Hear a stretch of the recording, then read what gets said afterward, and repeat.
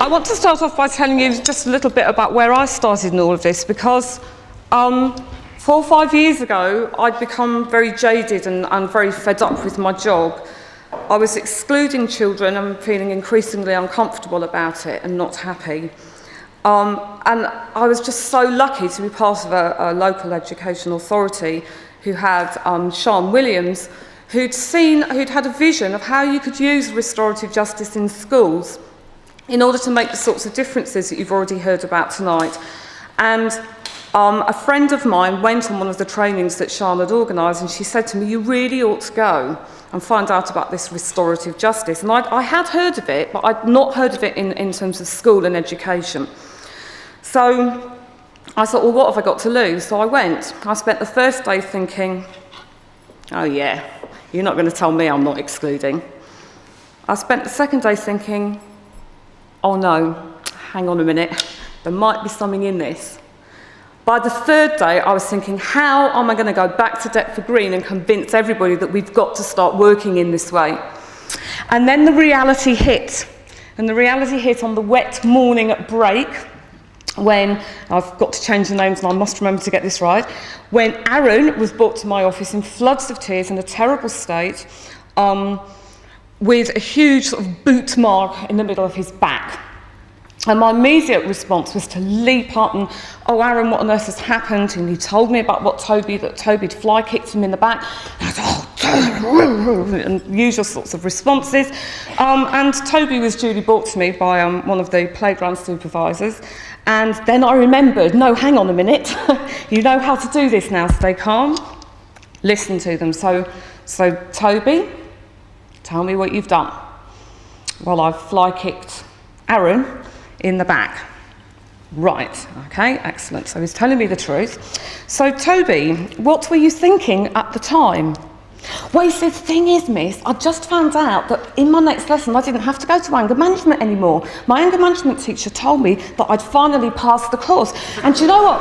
I was so happy and I was so excited that I just ran into the playground, and unfortunately Aaron was in the way. Which completely floored me. Right, so, okay, right, so how have you affected Aaron?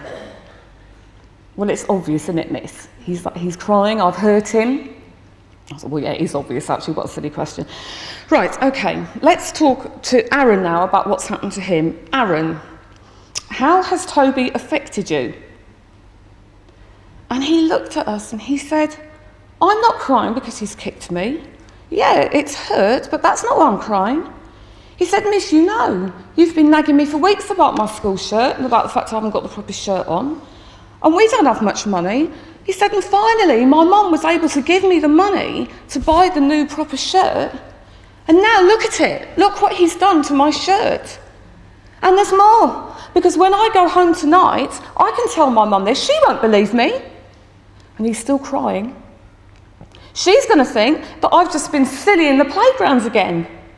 And now Toby starts crying. And then she'll send me to my room, and then I won't get any supper, and then I'll just get in even more trouble, and none of this is my fault. So now I've got two boys in front of me crying, and I'm thinking, oh, where's my notes? I don't know what to do. Right, okay, so I'm thinking, right, it's obvious, isn't it? It's just so obvious what needs to happen here. I've got to ring home, I've got to tell Toby's mum what he's done, I've got to ring Aaron's mum, right. No, I'm not allowed to do that. Right, okay. What do you think should happen now? Silence. I'm thinking, oh, come on, boys. You know, it's obvious what's got to happen now. I need to ring home, you know, it's really obvious. Silence. And I'm remembering the words from my training, don't give them the solution, it needs to be them, let them own the problem. And suddenly Toby went, I know, I can take his shirt home and wash it. And I'm like, whoa, and Aaron like perks up a bit. He quite liked this idea. So the shirts came off and there was a bit of lending going on. I'm thinking, oh God, I'm sure I should be ringing the mums.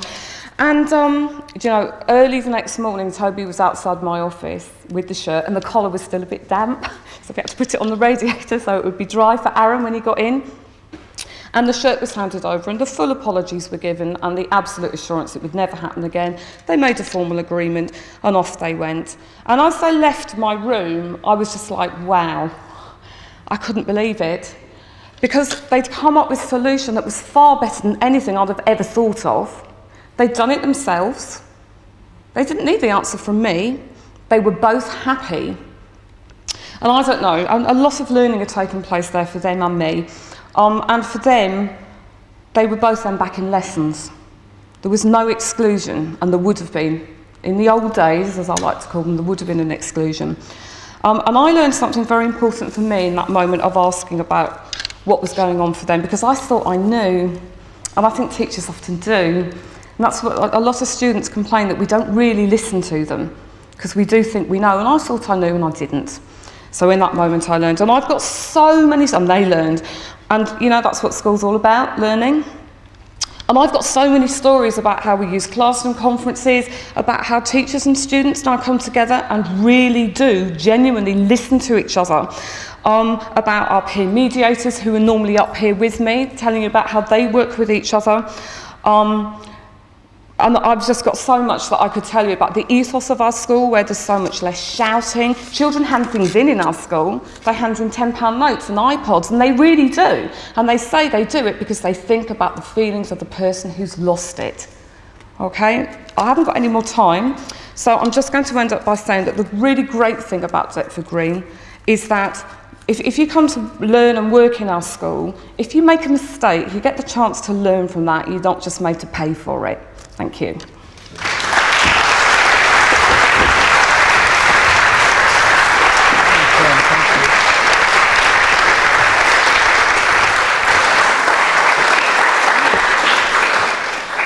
Mel, thank you very much indeed. So a snapshot of what's going on at the moment around the UK then. Some of the earliest restorative justice in schools work was supported under the Youth Justice Board pilot in the early years of this century. And if you're wanting to look at data from some of those pilot schools, I'll just give you a couple of headlines. This was working in 26 schools, looking at some 630 conferences. And what we were seeing there was that, judged by external and internal validators, we got 92% of the conferences reaching a successful conclusion. In other words, going through the process, coming to the end of a period of review and saying that the conference had been successful. Of those, 96% of the agreements that were reached, that Charles was talking about, 96% of those agreements were still holding after 3 months, which compared to other behaviour measures is really quite a startling figure. And critically, what did the people who were involved in it think? 93% of participants in those 627 conferences said that they felt the process had been fair. And that's the young people who caused harm and the ones who had experienced harm and the other participants. So some schools got involved through Youth Justice Board pilots. Others have got involved through the prevention funding through the youth offending teams. Others have got involved in partnership work through work with the local police services. Some local authorities took positions on restorative justice work very early on. And Mel's talked about the work of Lewisham in producing this book, Restoring the Balance, which was a seminal book for many schools around the country in thinking about how you implement restorative justice as a school. What are the readiness factors? How do you train? How do you deploy people who know how to use restorative approaches? How do you evaluate it? So a range of ways in which schools have become involved in that. Why have they become involved in it? My view is, A, because they hear from practitioners like Mel, like Ian, like other colleagues, some of whom are here this evening. They hear those sort of stories and they compare them with their other practice. And they say, this gives us a learning outcome for young people. And that's what we are around as schools. It fits into a view of what learning should be about. It fits into an understanding of how young people develop and change, and how you can help them to build the language to solve problems, to deal with conflict, to understand how to relate to others. I think that's why schools are adopting it, because they see it fitting into an ethos of learning. The successes we're still learning about nationally. There is some hard evidence of its impact on exclusions. 3 high schools in Sefton in 2004-2005, on one measure of the number of days of fixed-term exclusions, saw a 57% drop in the number of days of fixed-term exclusions across 3 high schools. There's anecdotal evidence and some statistical evidence around exclusion data. And as Charles was mentioning, the work that's going on, supported by Paul Hamlin Foundation and the Esme Fairbairn Foundation, is supporting a project in Bristol which is trying to capture wider evidence of the impact of restorative work. What is the impact on the attainment and achievement of the youngsters involved in this? What's the trajectory of the youngster who might otherwise have been excluded, as Mel was saying? What's their trajectory staying in school? What's the evidence around the range of behaviour measures? But critically, what's the range of evidence around the view of young people and staff of relationships in the school? Many schools for years have been capturing through surveys, work with school councils, the perceptions of youngsters of feeling safe in their schools. And the Bristol project is going to try and capture some of that data as restorative approaches are introduced into those schools. So there is work to do to capture evidence.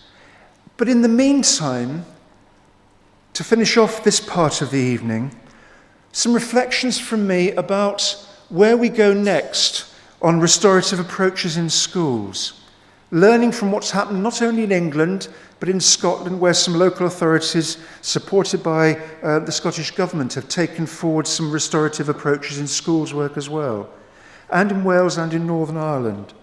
So where are we now? I think we've come a long way in understanding what it takes to lead a school that wants to implement restorative approaches. We're way beyond where Charles and I were in 1998 and 99. But there's still more to do, which is about understanding of governance, understanding of curriculum, understanding of the partnership work in relation to your partner agencies and your local communities in relation to restorative work. And I think there are some really exciting opportunities at the moment for schools, and I will focus on England now. Forgive me for that focus immediately. First of all, anti-bullying guidance that's come out recently from the Department of Children's Schools and Families under the heading Safe to Learn gives a framework that I think schools that are ready to take on restorative practice will leap at. It talks about understanding and approaching young people and their bullying relationships in a way that I think restorative approaches really fits nicely with. The Ofsted framework, focusing on emotional development of learners. That's how schools are being evaluated now by Ofsted. And their self-evaluation framework that schools are using gives all sorts of levers for schools that are ready to use restorative approaches. But most excitingly are all the curriculum opportunities, particularly the secondary curriculum recently announced. The PSHE Personal Wellbeing strand that was announced in July, a really important development for the way in which you develop the skills and abilities of youngsters to understand emotion, understand relationship, cope with conflict. And that clearly is building on all the excellent work that was going on through the social and emotional aspects of learning work within the primary curriculum in the last few years. And then the 14 to 19 diplomas and what's being called the personal development curriculum. I think there are emerging lessons now from the pilot schools implementing diplomas that we have got to learn from to understand how restorative practice is linked with the 14 to 19 curriculum. So, a number of curriculum opportunities, a number of opportunities in the way that we now talk about schools engaging with partners, a number of opportunities for the extended schools agenda. Sometimes colleagues say to me, well, should this not be a national strategy from the Department for Children, Schools and Families? My answer to that at the moment is no. And there are various reasons for it. I think head teachers and governors and school leadership teams need to be really clear about what it is that they are getting engaged in. And this is something that you have to want to engage with at the right point in the development trajectory of your school. I think there are real issues of support that the DCSF can provide, but I don't think we're at the stage where there should be a national strategy. I think it is far better that schools, local authorities, partnerships of schools learn about restorative work by hearing from colleagues engaged in the work and decide for themselves, we want to take this on because we are ready for it. I think, to summarise, I think many people involved in restorative approaches in school have a vision which says that restorative approaches is about learning for children and young people in a way that other approaches are not. It is coherent as an approach to understanding and leading school development for children's learning to be citizens in the communities of the future. Thank you very much.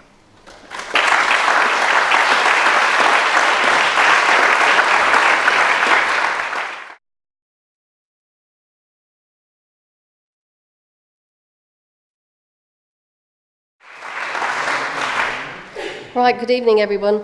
I'm Kenny Frederick. I'm head teacher of George Green's School in the Isle of Dogs, and I think my job now is to rubbish everything that they've said there really and say it's all nonsense. And of course I'm not going to do that, but I'm going to go through just sort of some of the things that happen in a school and the approach that we take in our particular school. So mine is a very large comprehensive school, 11 to 19 school. We're an inclusive school, so our job is if you live in our community, you should be able to go to our school, whatever you need. Our job is to meet that need. We're a humanities specialist school and specialising in citizenship particularly. And one of our aims is to ensure that our students are citizens rather than tourists. They're not just passing through. We're a training school, so I think it's really important to train staff, pupils, and outside agencies and everyone we work with. And we're an extended school in the full sense of the word, so we've got a whole range of professionals and voluntary services and people working with us, and that's very important. We're also being commissioned recently to deliver youth services in the Isle of Dogs, which I have to tell you is an interesting development. And actually, in terms of conflict resolution, that's really important. And one of the things we try to do, community cohesion, I think is really important for us. We're the only secondary school in the Isle of Dogs. We work very closely with our primary partners and other colleagues. We work closely basically with anybody who can help us. Because what goes on in the community goes on in our school. You can't separate the two. We can't say it's 4 o'clock, off you go home, nothing to do with us. And one of the things we always say is we're trying to avoid blame. We all take responsibility. We can't solve the world's ills by ourselves, neither can the police, the voluntary agencies, the kids, and so on. So it's about accepting that responsibility. And as head teacher, that often gets me in lots of trouble and there's lots of conflict that I have to deal with. But it's very important. And I think one of the things about it is that we have to be prepared to change. When you're working in that sort of context, we all have to change and recognise that sometimes we're doing things wrong. And that's quite interesting when you're sometimes working with teachers and adults who sometimes want revenge. Now, the sort of thing, the issues, so let's look at the fact that restorative justice, conflict resolution, we live and breathe it. And sometimes it works and sometimes it doesn't, but you give it a go. The sort of issues that you have, and particularly for us, the Isle of Dogs, I don't know if you know it, but it is like an island, even though it isn't physically, but it feels like an island sometimes. And one of the issues that we have is that we have a community that doesn't trust authority, that sorts things out for themselves. So that can cause a few problems. Something goes wrong, they can be down there, banging the door in, trying to sort it out for themselves, and that can be the parents. So that's a bit of an issue, and we've had to work on that over the issues. We have the Isle of Dogs endemic racism, where there's racism, there's sexism, there's homophobia. There are ingrained attitudes that come from the community into the school. And we have to work at changing that all the time. And these are sort of issues that we have to deal with. And, you know, I'm someone who've taught in London all my life, and it is very different in that particular part of the world. It's in your face, it's there, and you have to challenge it and you have to deal with it. There's another issue about, because conflict resolution and restorative justice or approaches work if people will admit that they've actually done the crime. And, you know, sometimes I'm sitting there, you know, something has happened, we have the video evidence, we have 15 witnesses, we have DNA, you name it, CCTV, and the child didn't do it, and the mum will say to me, well, Mrs. Frederick, he swore in his nan's life that he didn't do it, and I believe him because he wouldn't do that. So, you know, and it's very difficult sometimes to move forward. So you need a sense of humour, first of all, to actually be able to go back and, you know, try to work through that. But it is a real problem, because you only get someone to change if they can actually admit that there was a problem. So that sometimes happens. And the other thing we have, again, is, you know, our youngsters and in the community, the way of solving the problem is either to scream and shout and make lots of noise and have a temper tantrum, or to hit out. So we have to model a different sort of behaviour. So it's very much about the culture of the school, the way that we treat each other, the way the children see us treating each other, you know, and being prepared when you're doing the restorative approach and doing the conflict resolution. Sometimes that's between adults and children, because sometimes we as teachers and adults say the wrong thing, shout at the appropriate, or whatever it is we do. We have to be able to prepare to say sorry. And it's quite interesting sometimes when we've got these sort of conferences going on, sometimes between a child and a teacher, and it's actually one of my support member of staff, who's the person who's trained, has been most trained in the subject, who does that. And it's great, the kid will say, you know, I was bang out of order, sir. And the teacher will say, you know, I was I was really sorry, I was a bit down, or whatever. And it's sorted. So it's trying to actually get that approach, but it's not just about the children, it has to be about the adults as well. Now, our ethos is all about we're all different, all equal, valuing each other, respecting each other, and so on. And it is really important that youngsters know how the other person has felt, what that felt like. And very often they'll think of a way of how to repay them and so on. And that works, as I say, some of the time. No, you know, one size doesn't always fit all. You have to do a number of things.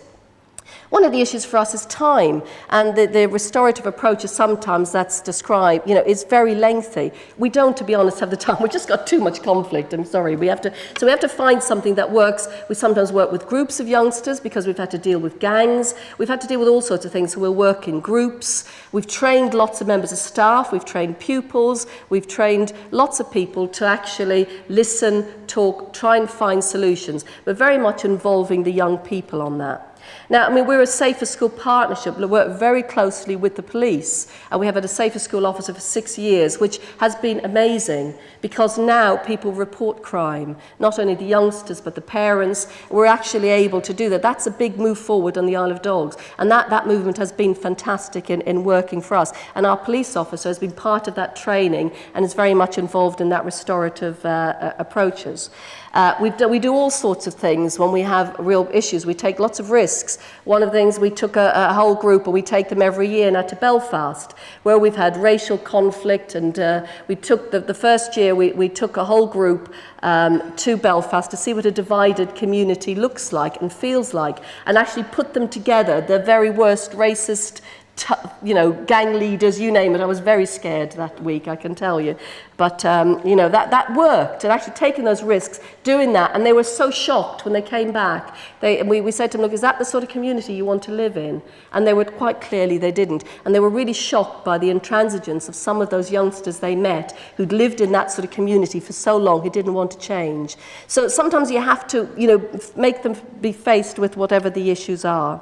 So as far as we're concerned, I think it's about a culture, an emotional literacy, a very feeling school. You know, know, we rely on gut feeling. The kids will tell us if something's going to kick off, if something's happening in the community. But we have to work with parents. It's not just enough to work with the child. You have to work with the parent. You have to work with the voluntary services, the youth service. So as far as we're concerned, this is about a community, not just about a school. We, for instance, have started using acceptable behaviour contracts, which some people think is a real, big stick and a hammer. Actually, it's not, because it means it brings the parents, brings the kids and other agencies to looking actually what the issues are, how can we help them to work together, because lots of our parents have lost control, can't set the boundaries for the youngsters and so on. So we have to try to work with those. So we use a variety of approaches, but it is very much, as far as I'm concerned, about a school culture. It's about intervening before things happen. It's about involving the youngsters in their own, what has happened. And most of them actually fully accept when they've done wrong. The thing is, well, I was angry. And I say, well, that's not enough. They've got to see that there are consequences for what they do. So everything that's said today, I would agree with. Except that it doesn't always work, and in the way that nothing else always works. You have to have a variety of approaches, try different things. If it doesn't work the first time, you do it again, and you do it again, until eventually it does work. Thank you.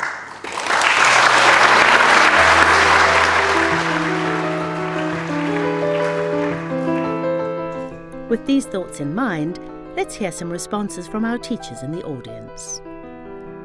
So I thought it was fascinating, and I think as a whole school approach, it fascinates me. It just makes me wonder, because I don't think they explained it here, how it's introduced to the children. Because I could see how it could be introduced to teachers, to partner agencies, but how is it introduced to the children in the school? Do they first come across it during a conflict resolution? I know you're involved in that kind of thing, so you might be able to tell me that. In working for the borough, you get to know what different schools are doing, and they do completely different things. So some will start off by having large conferences, and that's how students get involved with it, and parents. But where they go for the whole school approach, and generally our schools have started off with big conferences, and then they've trickled things down and connected it with social emotional aspects of learning, and the PSHE curriculum, citizenship, and all sort of that sort of thing. And they also work with individual classes. When things go rocky in particular classes, the whole class will have a conference. So there's lots of different ways. The issue of exclusion is, of course, incredibly important, but I was a bit disappointed that we swung to the extreme level. It's extreme when you have to exclude a child, and we know, yes, the numbers are higher, much higher than they should be. I think the exciting bit is when it's in mainstream schools, sorting out a lot of, when I say minor issues, it's the minor issues that really drive us teachers mad, because that's what makes you work so hard. Yeah. But they're not minor to the kids, those issues. Not. And the re-offending, that's what really has to stop. I mean, you'll have the children that keep doing the same things every day. Well, that really probably is what drives teachers mad, is the daily the same children that they're seeing. I'd like to see more ways of getting at training.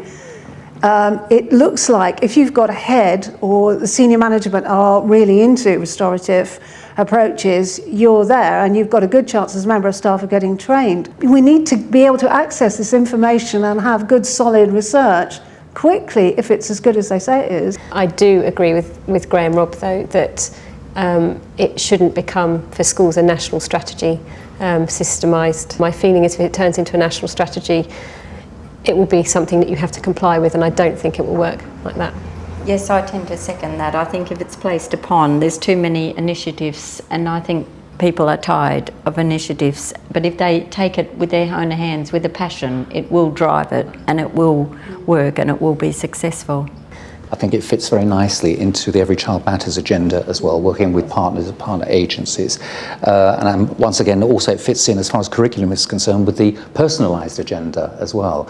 So although perhaps not a national strategy, and agreeing with what you said, I think things dovetail very, very nicely. And we need to be sharing the findings and the evaluation of that training, but it's quite optimistic.